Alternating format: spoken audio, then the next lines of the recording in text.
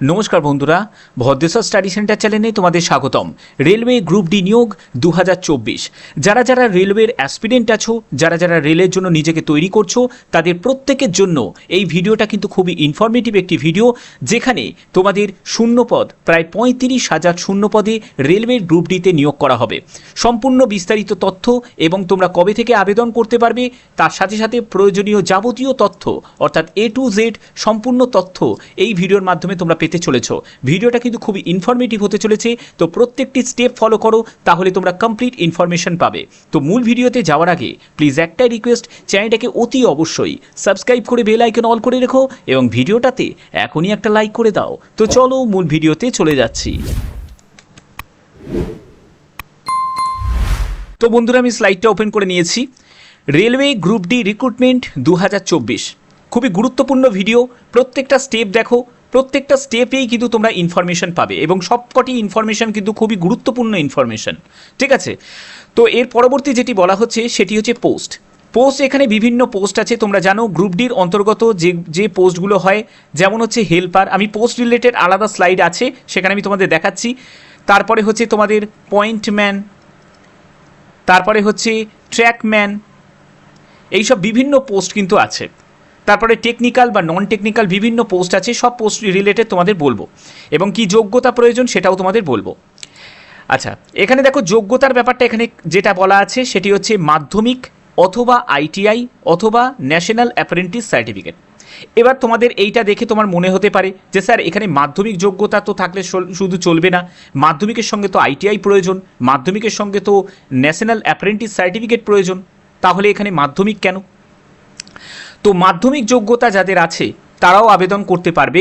কোন কোন পোস্টের জন্য আবেদন করতে পারবে এবং মাধ্যমিক যোগ্যতার সঙ্গে যারা যারা ITI করা আছে বা ন্যাক করা আছে তারা কোন কোন পোস্টের জন্য আবেদন করতে পারবে সেটাও আমি একদম বিস্তারিত আলোচনা করব পরবর্তী স্লাইডে। এখানে তোমাদের ভ্যাকেন্সি দেখো 35,000 মতো তোমাদের এক্সপেক্টেড কিন্তু ভ্যাকেন্সি থাকবে। দেখো 35,000 কেন ভ্যাকেন্সি থাকবে তোমাদের প্রশ্ন থাকতে পারে। 2019-এ তো 1 লাখ মতো ভ্যাকেন্সি ছিল, ঠিক আছে? তারপরে 2018-তে 64,000 মতো ভ্যাকেন্সি ছিল, 2019-এ 1 লাখের কাছাকাছি তোমাদের ভ্যাকেন্সি ছিল। তাহলে সেক্ষেত্রে এখন এত কম কেন? এর মেন কারণ হচ্ছে এক্সাম যে অ্যানুয়াল ক্যালেন্ডার। তোমরা জানো যে রেলের তরফ থেকে অ্যানুয়াল ক্যালেন্ডার প্রকাশিত করা হয়েছে। যারা যারা সেই ভিডিও দেখোনি তারা গিয়ে কিন্তু তোমরা আগের ভিডিও দেখে নিতে পারো। অ্যানুয়াল ক্যালেন্ডারে কি বলা আছে? প্রতি বছর রিক্রুটমেন্ট হবে, কিন্তু ভ্যাকেন্সি তোমাদের যেটা থাকবে সেটি হচ্ছে কম থাকবে। স্বাভাবিক ব্যাপার, কারণ ওই যে মেন যতগুলো তোমাদের টোটাল ভ্যাকেন্সি আছে সেগুলো তো মানে ডিভাইড হয়ে যাচ্ছে না, বিভিন্ন পার্টে ডিভাইড হয়ে যাচ্ছে। তো সেক্ষেত্রে তারা যেহেতু আগের ভ্যাকেন্সিটাকে যদি ক্যালকুলেট করেও চলে তাহলে এই রকম মতো ভ্যাকেন্সি কিন্তু তোমাদের থাকবে, এরকমই তোমরা দেখতে পাবে ভ্যাকেন্সি। ওকে, আচ্ছা, পরবর্তী সেটি হচ্ছে তোমাদের এজের ব্যাপারটা দেখো।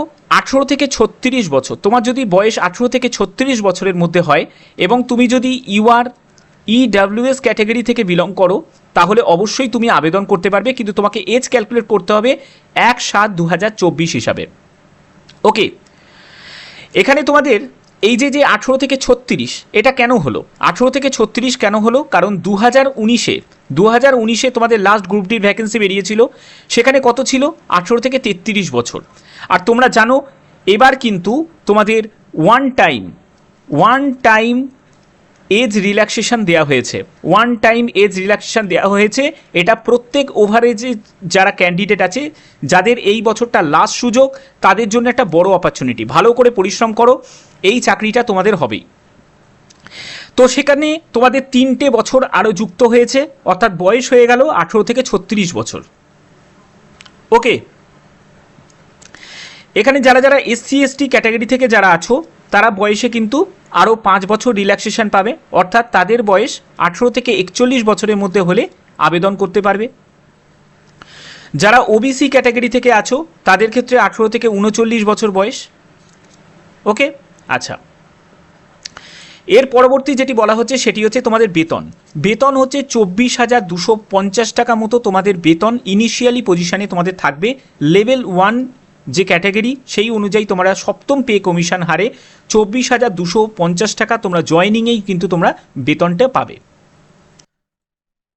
আচ্ছা, এর পরবর্তী সেটি হচ্ছে তোমাদের আবেদন মূল্য। আবেদন মূল্য হচ্ছে 500 টাকা। ইউআর এবং ওবিসি যারা ক্যান্ডিডেট আছো তাদের 500 টাকা কিন্তু আবেদন মূল্য দিতে হবে, অবশ্যই তারা মেল ক্যান্ডিডেটদের 500 টাকা আবেদন মূল্য লাগছে, এবং এই টাকাটা কিন্তু তোমরা রিফান্ড পেয়ে যাবে। ঠিক আছে, পরীক্ষা দেওয়ার 2 থেকে 3 মাসের মধ্যে কিন্তু তোমরা রিফান্ড পেয়ে যাবে। আর 250 টাকা আবেদন মূল্য এসসি এসটি পিডাব্লিউবিডি এবং ওমেন ক্যান্ডিডেটদের 250 টাকা আবেদন মূল্য দিতে হবে, তারা পুরো 250 টাকাটাই কিন্তু ফেরত পেয়ে যাবে। আর যারা ইউআর ওবিসি ইডাব্লিউএস ক্যাটাগরিতে তাদের 500 টাকা আবেদন মূল্য জমা করবে, তারা 400 টাকা মতো রিফান্ড পেয়ে যাবে।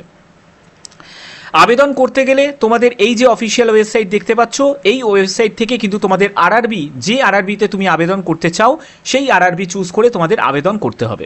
কবে থেকে আবেদন শুরু হবে সব কিছু ডিটেলসে বলবো, স্টেপ বাই স্টেপ দেখো।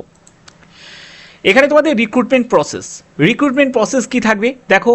Only single online application submitted by the candidate RRB of their choice. প্রথমে তোমাকে আরআরবি চয়েস করতে হবে, যে আরআরবিতে তুমি আবেদন করছো। তারপরে তোমাদের কি হচ্ছে, তোমাদের রিক্রুটমেন্ট প্রসেসের প্রাথমিক পর্যায়ে যেটা থাকবে সেটা হচ্ছে সিবিটি কন্ডাক্ট হবে। সিবিটির পরে তোমরা চলে যাবে পিইটিতে, পিইটির পরে চলে যাবে ডকুমেন্ট ভেরিফিকেশন, তারপরে মেডিকেল।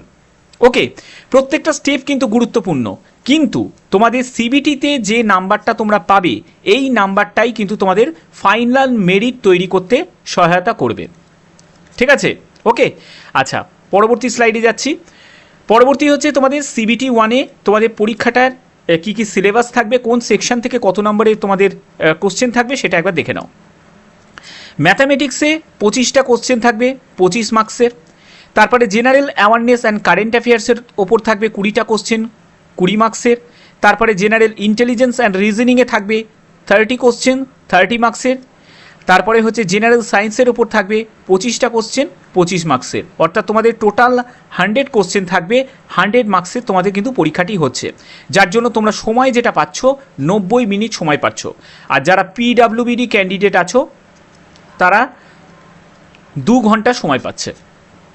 ওকে, এখানে দেখো তোমাদের কিন্তু ওয়ান থার্ড নেগেটিভ মার্কিং থাকছে, 1/3 নেগেটিভ মার্কিং থাকছে, অর্থাৎ 3টে ভুল হলে উত্তরের জন্য প্রাপ্ত নম্বর থেকে 1 নম্বর কিন্তু তোমাদের কাটা যাবে। এক্সাম ল্যাঙ্গুয়েজ পেপার নিয়ে তোমাদের একটা কোয়ারি থাকে, সেখানে তোমাদের বলে রাখি বাংলা সহ হিন্দি সহ ইংলিশ সহ তোমরা কিন্তু অনেক ল্যাঙ্গুয়েজ কিন্তু তোমরা অপশানে তোমরা পেয়ে যাবে। তোমরা তোমাদের পছন্দ মতো ল্যাঙ্গুয়েজ তোমরা চুজ করতে পারবে, সেই ল্যাঙ্গুয়েজেই তোমরা পরীক্ষাটা দিতে পারবে। ক্লিয়ার? আচ্ছা,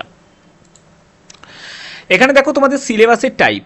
এখানে ম্যাথামেটিক্সের এই যে চ্যাপ্টার থেকে তোমাদের কিন্তু কভার করতে হবে, এই চ্যাপ্টার থেকেই কিন্তু তোমাদের আসবে, এর বাইরে কিন্তু কিছুই আসার কোনো জায়গা নেই।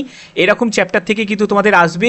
যেমন তার মধ্যে আমি যদি ইম্পর্টেন্ট যদি বলি, এখানে বদমাস থেকে কিন্তু তোমাদের থাকবে, তারপরে তোমাদের ফ্র্যাকশন থেকে থাকবে, এইচসিএফ এলসিএম থেকে কিন্তু থাকবেই। তারপরে হচ্ছে তোমাদের ট্রিগোনোমেট্রি থেকে থাকবে, এখন ট্রিগোনোমেট্রিতেও কিন্তু প্রচুর প্রশ্ন কিন্তু আসে। তারপরে তোমাদের মেনসুরেশন থেকে থাকবে, time and work, time and distance, এগুলো কিন্তু খুব important. Simple and compound interest, profit and loss আসবেই। ঠিক আছে, তারপরে হচ্ছে দেখো, এরপরে হচ্ছে তোমাদের পার্সেন্টেজ, এইগুলো কিন্তু খুব গুরুত্বপূর্ণ, মানে এগুলো তোমাকে পড়ে যেতেই, মানে এগুলো থেকে তোমাকে ম্যাথ প্র্যাকটিস করে যেতেই হবে। ওকে, আচ্ছা, বাদবাকি যে করবে না আমি সেটা বলছি না, বাদবাকি থেকে করবে, বাট সেখানে হয়তো একটা থেকে দুটো হয়তো আসতে পারে, বাট এইগুলো যেগুলো তোমাদের মার্ক করে দিলাম এগুলো থেকে তোমাদের কনফার্ম আসবে, এবং সেখানে 2 থেকে 3টে তোমরা দেখতেই পাবে। ক্লিয়ার? জেনারেল ইন্টেলিজেন্সে যা দেওয়া আছে সেরকম, এবং জেনারেল সায়েন্সের জন্য বলবো এনসিইআরটি যে বই আছে 9-10 বই, 9-10 বই বার করো, এবং 9-10 বই বার করে পড়ে যাও। একদম ফিজিক্স কেমিস্ট্রি লাইফ সায়েন্স যা আছে সব কিছু পড়ে যাও। 9-10 বই 9-10ও পড়তে হবে, কারণ তোমরা দেখতে পাচ্ছ যে 10 স্ট্যান্ডার্ড লেভেলে, বাট 9-এর থেকেও কিন্তু প্রচুর থাকে, কারণ 9-এতে তোমাদের বেসিকটা তোমাদের ক্লিয়ার হয়ে যাবে। ওকে, তারপরে 10-এরটাও তোমাদের তাহলে পড়তে সুবিধা হবে। আর হচ্ছে তোমাদের এখানে জেনারেল অ্যাওয়ারনেস অ্যান্ড কারেন্ট অ্যাফেয়ার্সের জন্য তোমরা ফলো করতে পারো প্রতিযোগিতা দর্পণ। আমি বলবো প্রতিযোগিতা দর্পণ। আর যাদের মনে হয় যে আমরা বাংলাতে আমরা দেব, তাহলে বাংলার জন্য বলবো পেশা প্রবেশ পড়তে পারো। পেশা প্রবেশ পেশা প্রবেশটা পড়ো, পেশা প্রবেশের যে কারেন্ট অ্যাফেয়ার্স আছে সেখানে কারেন্ট ইভেন্টগুলো যেগুলো আছে সেগুলোর ওপর বেশি করে ফোকাস করো।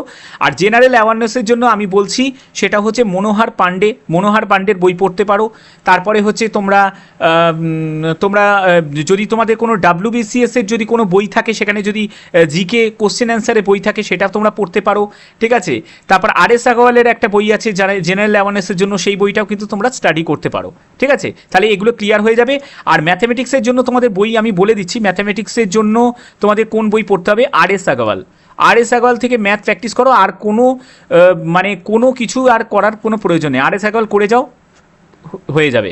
এবং তোমাদের জেনারেল ইন্টেলিজেন্স অ্যান্ড রিজনিংয়ের জন্যও আমি বলবো RS আগরওয়াল করো আর প্র্যাকটিস সেট দাও, ঠিক আছে। প্র্যাকটিস সেট দাও, প্রচুর অনলাইন প্র্যাকটিস সেটের কিন্তু আছে, সেখান থেকে তোমরা প্র্যাকটিস সেট দিতে পারবে।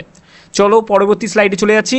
পরবর্তী স্লাইডে যেটা বলা হচ্ছে সেটি হচ্ছে তোমাদের পিইটি কিন্তু তোমাদের কোয়ালিফাই করতে হবে। পিইটি কোয়ালিফাই যদি না করতে পারো তাহলে কিন্তু তোমাদের আর চাকরিটা কিন্তু হবে না। অর্থাৎ সিবিটির ভিত্তিতে তোমাদের ফাইনাল মেরিট তৈরি হবে, কিন্তু পিইটি, ডিভি, মেডিকেল এগুলো কিন্তু সবই কিন্তু তোমাকে পাস করতে হবে, ঠিক আছে। দেখে নাও যে পিইটিতে কী কী থাকছে। যারা মেল ক্যান্ডিডেট আর ফিমেল ক্যান্ডিডেট, দেখো মেল ক্যান্ডিডেটদের বলা হচ্ছে যেটা 35 কেজি মতো ওয়েট, তোমাকে বালির বস্তা যেটা তোমাকে 100 মিটার 2 মিনিটে কিন্তু কভার করতে হবে। এখানে বলছে 1 chance without putting the high weight down, ঠিক আছে। তোমাকে কিন্তু একবারই তোমাকে চান্স দেওয়া হবে, একবার যে তুলে নিয়ে 2 মিনিটের মধ্যে 100 মিটার তোমাকে কভার করতে হবে 35 কেজি ওজন নিয়ে, ঠিক আছে। আর নামানো যাবে না। এর পরবর্তী যেটি হবে সেটি হচ্ছে তোমাদের 1000 মিটার তোমাদের দৌড় থাকবে, যেখানে 4 মিনিট 15 সেকেন্ড তোমরা সময় পাবে, এটাও কিন্তু একবারই চান্স থাকবে। এবার ফিমেল ক্যান্ডিডেটদের ক্ষেত্রে বলছি, সেখানে 20 কেজি তাদের বালির বস্তা নিয়ে তাদের ডিস্টেন্স কভার করতে হবে, 100 মিটার ডিস্টেন্স 2 মিনিট তারা সময় পাবে। এবং তাদের যে রানটা যেটা থাকছে সেটি 1000 মিটার রান থাকবে, 5 মিনিট 40 সেকেন্ড তারা সময় পাবে, ঠিক আছে। তো এগুলো কিন্তু তোমাকে যেগুলো বলা আছে তার জন্য তোমাকে কি করতে হবে, এখন থেকে কিন্তু পিইটির জন্য নিজেকে তৈরি করতে হবে, পিইটি প্র্যাকটিস করতে হবে। যদি অ্যানুয়াল ক্যালেন্ডার হিসাবে যদি তোমাদের রিক্রুটমেন্ট প্রসেস চলে তাহলে জানবে যে সম্পূর্ণ যে নিয়োগ প্রক্রিয়া হতে কিন্তু বেশি সময় তোমরা কিন্তু পাবে না, তাহলে তাড়াতাড়ি কিন্তু নিয়োগ প্রক্রিয়া কমপ্লিট হয়ে যাবে, ওকে। আচ্ছা, এর পরবর্তী সেটি হচ্ছে তোমাদের মেডিকেল স্ট্যান্ডার্ড। এটা কিন্তু খুব গুরুত্বপূর্ণ। মেডিকেল স্ট্যান্ডার্ডে দেখো অনেকে আছেও, অনেকে মেল করেছিলে স্পেশালি যে স্যার আমার চোখের প্রবলেম আছে, আমার চোখের কদিন আগেই অপারেশন হয়েছে। অনেকে বলছে যে আমার চোখে চশমা আছে, আমরা কি কোন পোস্টের জন্য গ্রুপ ডিতে আবেদন করতে পারবো, এই জায়গাটা ক্লিয়ার করা আছে, ভালো করে বুঝে নাও। এখানে তোমাদের যারা A2 ক্যাটাগরি, তোমরা জানো A2 ক্যাটাগরি মেডিকেল স্ট্যান্ডার্ডের ক্ষেত্রে এখানে দেখতে পাচ্ছ 6-9 উইদাউট গ্লাস, অর্থাৎ চোখে কোনো চশমা থাকলে চলবে না, ওকে।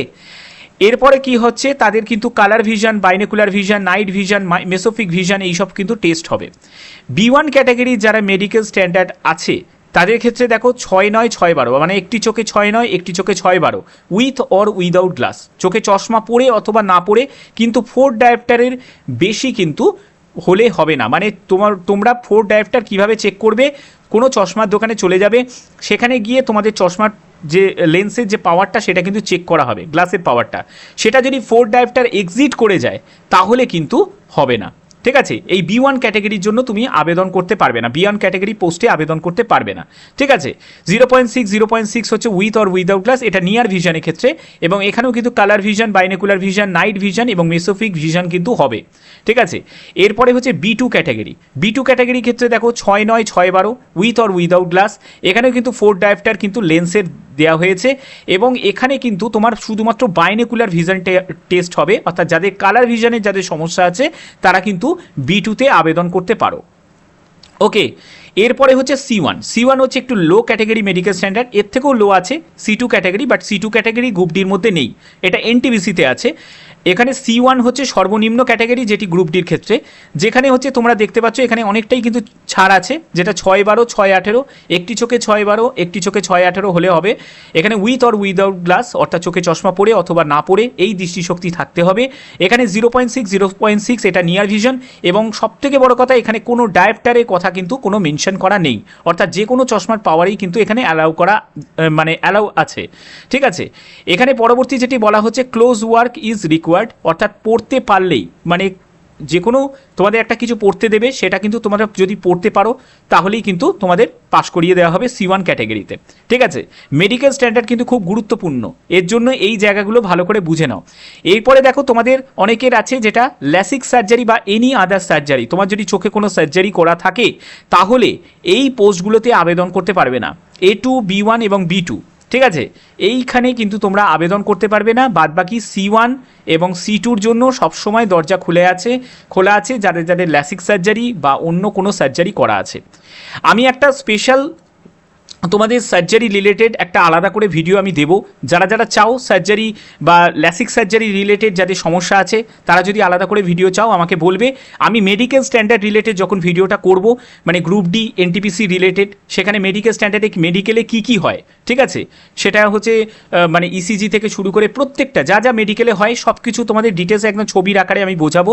তখন আমি তোমাদের এই ইনফরমেশানটা দেবো যে মানে একদম ইন্টারনাল সোর্স থেকে আমি কিন্তু এটা জানতে পেরেছি যে ল্যাসিক সার্জারি থাকলেও তারা কিন্তু মানে বিভিন্ন রকম পদ্ধতি আছে, সেগুলোর মাধ্যমে কিন্তু তাদের পাশ করিয়ে দেওয়া হয়। ঠিক আছে, সেই ব্যাপারে আমি পরে আলোচনার মধ্যে আসবো, তো এটা নিয়ে এখন কোনো কিছু বলছি না। আচ্ছা, পরবর্তী স্লাইডে চলে যাচ্ছি। পরবর্তীটি হচ্ছে তোমাদের এখানে দেখো হেল্পার দেখতে পাচ্ছ, এখানে বিভিন্ন পোস্ট দেখতে পাচ্ছ যেগুলো হচ্ছে তোমাদের ইলেকট্রিক্যাল ডিপার্টমেন্টে, আর এখানে দেখতে পাচ্ছ ইঞ্জিনিয়ারিং ডিপার্টমেন্ট, এবং পাশাপাশি দেওয়া আছে হচ্ছে তোমাদের মেডিকেল স্ট্যান্ডার্ডও কিন্তু দেওয়া আছে। ঠিক আছে, এখানে মেডিকেল স্ট্যান্ডার্ড দেখো, যারা যারা হেল্পার ইলেকট্রিক্যাল ওয়ার্কশপের জন্য আবেদন করবে তাদের ক্ষেত্রে C1 ক্যাটাগরি মেডিকেল স্ট্যান্ডার্ড প্রয়োজন। যারা যারা হেল্পার ইলেকট্রিক্যাল এসির জন্য আবেদন করবে তাদের B1 ক্যাটাগরি মেডিকেল স্ট্যান্ডার্ড প্রয়োজন। এইরকম করে কিন্তু দেখো হেল্পারের ক্ষেত্রে যাবতীয় যা পোস্ট আছে সেগুলোর ক্ষেত্রে দেখো এখানে কিন্তু মেডিকেল স্ট্যান্ডার্ড দেওয়া আছে। কিন্তু এখানে মেডিকেল স্ট্যান্ডার্ড দেখলেই কিন্তু হবে না, কোয়ালিফিকেশান দেখতে হবে। যেহেতু এবারে কিন্তু আইটিআই বা ন্যাককে কিন্তু ন্যাশনাল অ্যাপ্রেন্টিস সার্টিফিকেটকে গ্র্যান্টেড করা হয়েছে, তো সেক্ষেত্রে এখানে আবেদন করতে গেলে তোমার মাধ্যমিক সঙ্গে কিন্তু ন্যাশনাল অ্যাপ্রেন্টিস সার্টিফিকেট প্রয়োজন, অথবা তোমাদের মাধ্যমিক সঙ্গে আইটিআই তোমাদের সার্টিফিকেট প্রয়োজন, তাহলেই কিন্তু এই সব পোস্টগুলোতে তুমি আবেদন করতে পারবে। ঠিক আছে, পরবর্তী স্লাইডে চলে যাচ্ছি। সেখানেও দেখো এখানে হেল্পার দেখতে পাচ্ছ ইঞ্জিনিয়ারিং ডিপার্টমেন্টে, তারপরে মেকানিক্যাল ডিপার্টমেন্টে দেখো এখানেও কিন্তু হেল্পার আছে, ডিজেল মেকানিক্যাল, তারপরে diesel electrical, carriage and wagon, এগুলোও সব মেকানিক্যাল ডিপার্টমেন্টে, এখানেও কিন্তু দেয়া আছে। তারপরে দেখো সিগন্যাল টেলিকমিউনিকেশন ডিপার্টমেন্টে, এখানেও হেল্পার দেওয়া আছে, helper signal, helper telecommunication, SNT.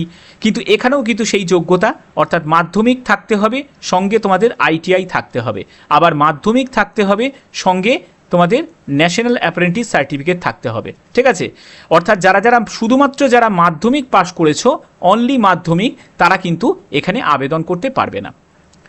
Clear ব্যাপারটা? তাহলে যারা মাধ্যমিক শুধুমাত্র পাশ করেছে তারা কি এবারে গ্রুপ ডিতে পার্টিসিপেট করতে পারবে না? পরবর্তী স্লাইডে বলছি। দেখো, যারা যারা শুধুমাত্র মাধ্যমিক পাশ করেছো তারা এই পোস্টগুলোতে আবেদন করতে পারবে। হেল্পার মেডিকেল ডিপার্টমেন্টে, হসপিটাল অ্যাটেন্ডেন্ট মেডিকেল ডিপার্টমেন্টে, যেখানে তোমরা C1 ক্যাটাগরি মেডিকেল স্ট্যান্ডার্ড পেয়ে যাচ্ছ।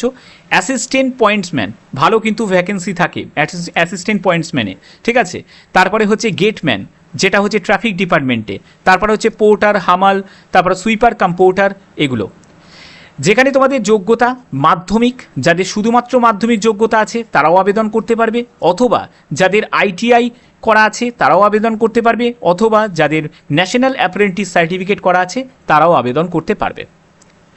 তোমার যদি আইটিআই করা থাকে, ঠিক আছে, আইটিআই করা থাকে, দাঁড়াও, তোমাদের যদি শুধু আইটিআই করা থাকে অথবা তোমাদের ন্যাশনাল অ্যাপ্রেন্টিস সার্টিফিকেট যদি থাকে, তুমি সব কটি পোস্টের জন্য আবেদন করতে পারবে, অল পোস্ট।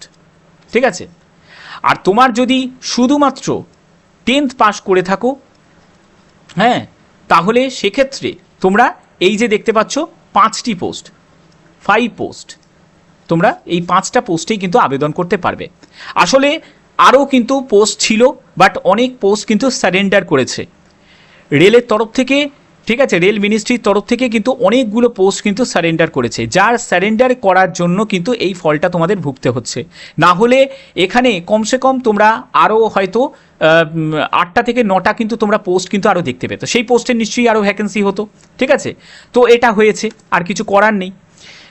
আচ্ছা, পরবর্তী স্লাইডে চলে যাচ্ছি। তো পরবর্তী জায়গাটি হচ্ছে তোমাদের এখানে আরআরবি চুজ করা। দেখো, তোমরা যখন আবেদন করবে তখন কিন্তু তোমাদের মাথা ঠান্ডা করে কিন্তু আরআরবি চুজ করতে হবে। ভুলভাল আরআরবিতে শুধু কাট অফ মার্কস কম হবে বলে আরআরবি চুজ করে দিলে কিন্তু চলবে না। কেন বলছি তার কারণ আছে। দেখো তোমাদের প্রশ্ন হতে পারে যে স্যার এখানে তো ইন্টারভিউ নেই, তাহলে তো আমাকে কোনো ল্যাঙ্গুয়েজের কোনো ব্যাপার নেই, যে আমি তো গুজরাটেও মানে আহমেদাবাদেও আবেদন করতে পারি, আমার তো কোনো ইন্টারভিউ তো থাকছে না, তাহলে আমার অসুবিধা কী আছে? বাট এখানে ল্যাঙ্গুয়েজ রিলেটেড প্রবলেম হয়। অনেক স্টুডেন্ট যারা 2019-এ যারা পাস আউট করেছে তারা অনেকেই কিন্তু আবার ট্রান্সফার নিয়ে এখানে মিউচুয়াল ট্রান্সফারের জন্য চেষ্টা করছে, বাট এখনও পর্যন্ত তারা মিউচুয়াল ট্রান্সফার কিন্তু পায়নি। এটা সমস্যা হয়েছে, তার জন্যই তোমাদের বলছি। কেন কি তোমরা জানো, তোমরা আহমেদাবাদে ধরো তুমি কলকাতার কোনো স্টুডেন্ট আহমেদাবাদে আবেদন করে দিলে, হয়ে গেল, তোমার চাকরিটাও হয়ে গেল, কিন্তু সেখানে গুজরাট আর মারাঠি হচ্ছে তাদের লোকাল ল্যাঙ্গুয়েজ। তো ল্যাঙ্গুয়েজ রিলেটেড তোমাদের অসুবিধা হবে তো নিশ্চয়ই। তোমার কমিউনিকেশন যখন তুমি করবে, কোনো তোমার বন্ধুবান্ধবদের সঙ্গে কথা বলবে বা কোনো অফিস স্টাফদের সঙ্গে কথা বলবে, তারা তো গুজরাটি মারাঠিটাই জানে, ঠিক আছে? অর্থাৎ ভাষা তোমাদের সমস্যা হবেই। বা তুমি ধরো কারোর সঙ্গে তুমি জয়েন্টভাবে থাকছো, সেখানেও তোমার সমস্যা হবে। এটা কিন্তু একটা ফ্যাক্টর আছে।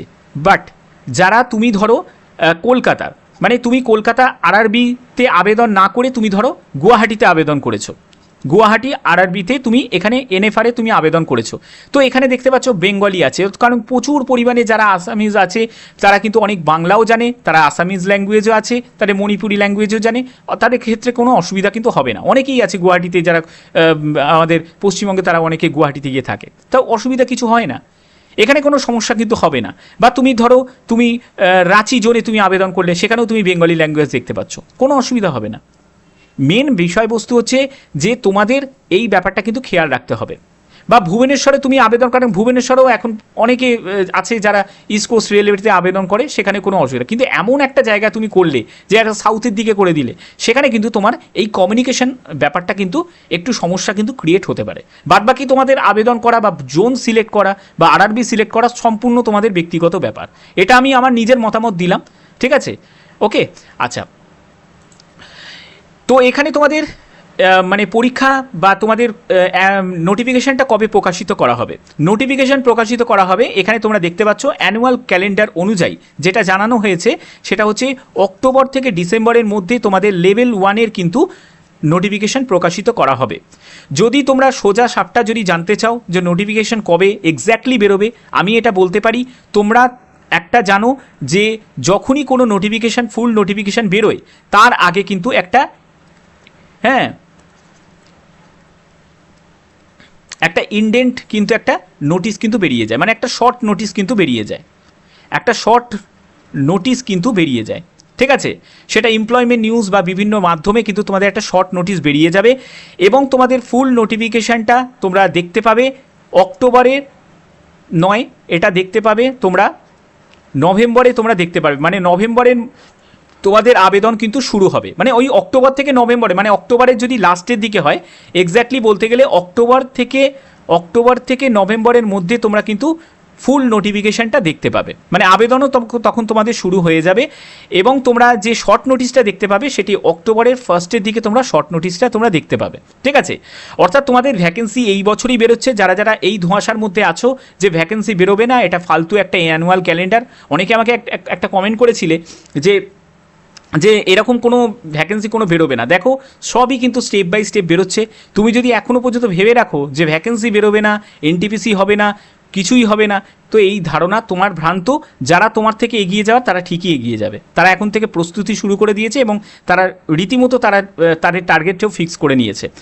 তো এই হচ্ছে তোমাদের ভিডিওর মাধ্যমে আমি সম্পূর্ণ বিস্তারিতভাবে বুঝিয়ে দিলাম, আর এত সুন্দরভাবে বুঝিয়ে দেওয়াটা একমাত্র ভদ্রেশ্বর স্টাডি সেন্টার চ্যানেলেই তোমরা পাবে এবং অথেন্টিক ইনফরমেশনের সাথে।